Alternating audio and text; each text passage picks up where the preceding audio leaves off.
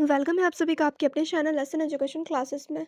आज के इस वीडियो में मैं जनरल हिंदी के मोस्ट एक्सपेक्टेड क्वेश्चन आंसर कराने वाली हूँ और ये जनरल हिंदी का लास्ट पार्ट है। इससे पहले दो पार्ट ऑलरेडी आ चुके हैं, अगर आप लोग वो वीडियो नहीं देखे तो जाकर देख लेना। तो सबसे पहले यहाँ पर मैं ऑब्जेक्टिव क्वेश्चन कराऊंगी, उसके बाद कुछ ग्रामर के क्वेश्चन कराने वाली हूँ। ठीक है, और लिटरेचर का क्वेश्चन पहले मैं करा चुकी हूँ, अगर आप लोग वो वीडियो नहीं देखें तो जाकर वॉच कर लेना, प्लेलिस्ट चेक कर लेना एक बार। तो सबसे पहले सवाल है, तुलसीदास का देहावसान यानी कि मृत्यु कहाँ हुई थी? तो कहाँ हुई थी? तो काशी में हुई थी। नेक्स्ट क्वेश्चन है, तुलसीदास की मृत्यु कब हुई? तो कब हुई थी? तो 1623 में हुई थी। अगला सवाल है, राम लक्ष्मण परशुराम संवाद तुलसीदास के किस ग्रंथ से लिया गया है?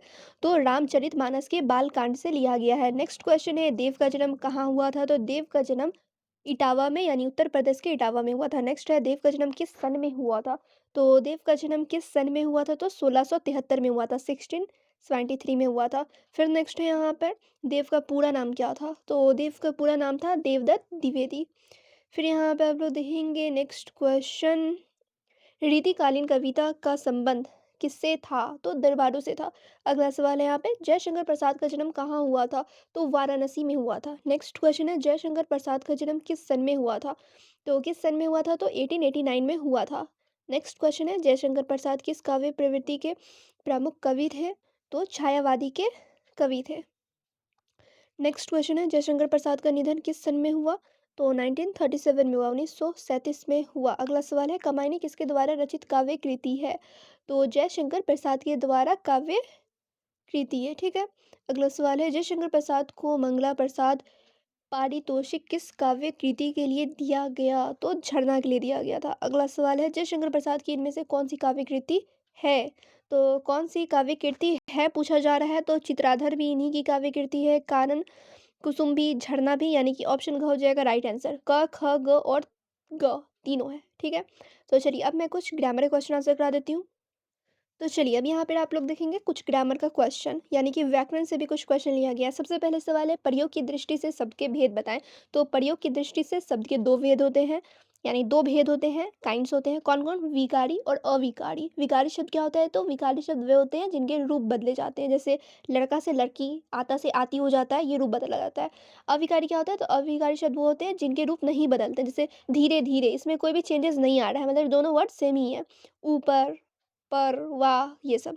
अगला है, बनावट की दृष्टि से शब्द के भेद बताएं। तो बनावट की दृष्टि से शब्द के तीन भेद होते हैं, रूढ़, यौगिक और योग रूढ़। ठीक है, फिर आप लोग इसके बारे में भी पढ़ लेना, से ज़्यादा इंपॉर्टेंट नहीं है ये। संज्ञा के भेद आप लोग को जानना होगा। संज्ञा के कितने भेद होते हैं? तो पांच भेद होते हैं। कौन कौन होते हैं? तो व्यक्तिवाचक संज्ञा, जातिवाचक संज्ञा और भाववाचक, समुच्चयवाचक और द्रव्यवाचक संज्ञा। ठीक है, और इनके बारे में तो आप लोग ऑलरेडी पढ़ चुके हैं।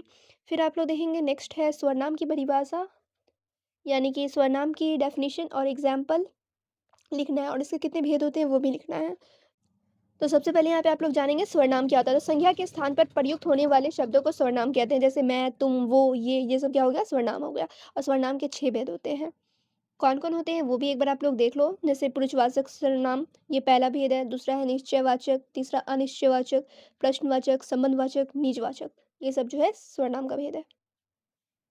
उसके बाद आप लोग का ये भी इंपॉर्टेंट है, अनेक शब्दों के लिए एक शब्द, एक ये भी बहुत ही ज़्यादा इम्पोर्टेंट है। और पर्यायवाची शब्द, जो कि आप लोग के मॉडल पेपर में भी देखने को मिला, सो उम्मीद है कि इस बार पर्यायवाची शब्द भी आप लोग के एग्जाम में पूछा जाएगा।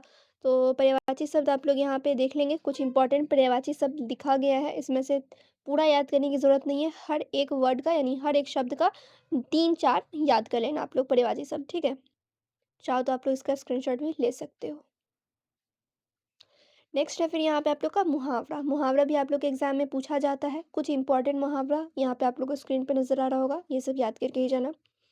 नेक्स्ट तो आप लोग को पता ही है, इससे भी पूछा ही जाएगा आप लोग के एग्जाम में, इससे भी काफ़ी इंपॉर्टेंट है, वो भी देख लेना आप लोग। और नेक्स्ट है आवेदन पत्र, यानी कि एप्लीकेशन, ये आप लोग एक बार ज़रूर देख के जाना। फॉर्मेट यहाँ से आप लोग देख सकते हैं। ठीक है, फॉर्मेट यहाँ पे आप लोग देख सकते हो। तो ये तो कुछ इंपॉर्टेंट क्वेश्चन आंसर हो गए ग्रामर के। 1-2 पॉइंट और मैं आप लोगों को बता देती हूँ, जैसे कि पर्यायवाची शब्द जो हो गया, ये आप लोग को ज़रूर करके जाना है, मुहावरा भी आप लोगों को करके जाना है और इससे तो आप लोग के एग्ज़ाम में आएगा ही आएगा। और एप्लीकेशन का फॉर्मेट आप लोगों ने यहाँ पे देख लिया, वो भी इंपॉर्टेंट था। कुछ ग्रामर के क्वेश्चन जो इंपॉर्टेंट थे वो भी मैं करा दी हूँ, लिटरेचर के भी क्वेश्चन मैं पहले वाली वीडियो में करा दी हूँ। आप लोग एक बार प्लेलिस्ट चेक कर लेना। और मॉडल पेपर भी मैंने करा दिया है, जिन्होंने नहीं देखा है वो भी जाकर देख लेंगे। तो चलिए फिर मिलती हूँ दूसरे वीडियो में, तब तक आप लोग वीडियो को लाइक शेयर कर लें।